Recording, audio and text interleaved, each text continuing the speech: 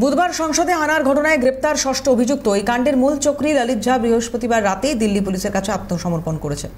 তাকে 7 দিনের পুলিশ হেফাজতের নির্দেশ দিয়েছে আদালত। ধৃতদের সংসদে নিয়ে গিয়ে পুনর্নির্মাণ করবে দিল্লি পুলিশ, এমনটাই সূত্রের খবর। সংসদে স্মোক কাণ্ডের পর থেকে পলাতক ছিল পেশায় শিক্ষক ললিত ঝা, কিন্তু 24 ঘন্টা পুলিশের সঙ্গে ইঁদুর বিড়াল দৌড় খেলার পর বৃহস্পতিবার রাতে দিল্লির কর্তব্যপথ থানায় গিয়ে আত্মসমর্পণ করেন ললিত। পুলিশ সূত্রে খবর, ঘটনার পর রাজস্থানের নাগৌড়ে গিয়ে দুই বন্ধুর কাছে আশ্রয় নিয়েছিল সে।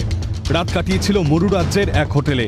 ললিতকে আশ্রয় দিয়ে আটক করা হয়েছে তার দুই বন্ধু মহেশ ও কৈলাসকে। সংসদ হানায় এদের ভূমিকা খতিয়ে দেখছে দিল্লি পুলিশ। তবে সূত্রের খবর, মহেশের কাছে সংসদে হানার তথ্য ছিল। সে ললিতের সঙ্গে ঘটনার দিন দিল্লিও আসতে চেয়েছিল, কিন্তু পরিবারের বাধায় সেই উদ্দেশ্য পূরণ হয়নি। এই দুজনেই ললিতের তৈরি করা WhatsApp group Bhagat Singh fan ক্লাবের সদস্য। এই ফ্যান ক্লাব গ্রুপেই সংসদে স্মোক হানার ব্লুপ্রিন্ট তৈরি হয়েছে, এমনটাই পুলিশকে জানিয়েছে ললিত।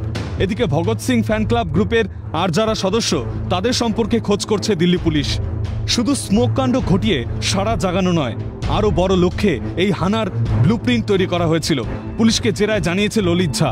সূত্রের খবর, দুজন নয়, সংসদ কক্ষে 5 জন প্রবেশ করতে চেয়েছিল। মূল চক্রী ললিত চেয়েছিল সংসদ কক্ষে ঢুকতে, কিন্তু অনুমতি না পাওয়ায় সে ঢুকতে পারেনি।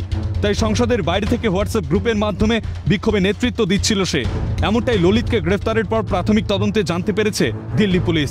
এমনকি আরও এক চাঞ্চল্যকর তথ্য, শুধু কালার স্মোক ছড়ানো নয়, অভিযুক্তদের লক্ষ্য ছিল প্রধানমন্ত্রীর কাছে পৌঁছানো, কিন্তু সেদিন প্রধানমন্ত্রী না থাকায় সেই লক্ষ্য পূরণ হয়নি।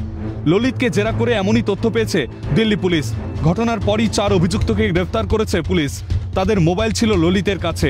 পুলিশের কাছে সে দাবি করেছে প্রমাণ লোপাটে মোবাইলগুলো পুড়িয়ে দিয়েছে সে। এই দাবি কতটা সত্যি খতিয়ে দেখছে দিল্লি পুলিশ। তাদের কাণ্ড যাতে প্রচার পায়, তাই বুধবার গোটা ঘটনা ভিডিও করে সামাজিক মাধ্যমে পোস্ট করে ললিতই, দাবি দিল্লি পুলিশের। এদিকে সংসদ হানায় ললিতের বঙ্গযোগ স্পষ্ট হতে কোমর বেঁধেছে স্বরাষ্ট্র মন্ত্রক। কেন্দ্রীয় স্বরাষ্ট্র মন্ত্রকের নির্দেশ, কলকাতায় আসছে 2 জন অ্যাডিশনাল ডিরেক্টর পদমর্যাদার অফিসার। মূল অভিযুক্ত ললিত ঝায়ের গতিবিধি সম্পর্কিত তথ্য তালাশ করতে স্বরাষ্ট্র মন্ত্রক পাঠাচ্ছে এই 2 কর্তাকে।